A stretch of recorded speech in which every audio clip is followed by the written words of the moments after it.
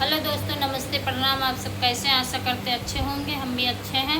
आप सबका स्वागत है बिट्टू देहाती लोकगीत पर, अंजू यादव ब्लॉग पर। हम सुनाने जा रहे हैं कजरी गीत।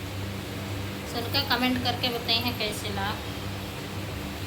रोई रोई भिंजाई कुसु चुंदरी नैहरवा से कोई नहीं आवा।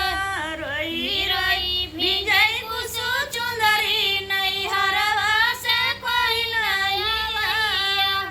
बपई जहुआते आनन यहुते, बपई जहुआते आनन यहुते, मैयो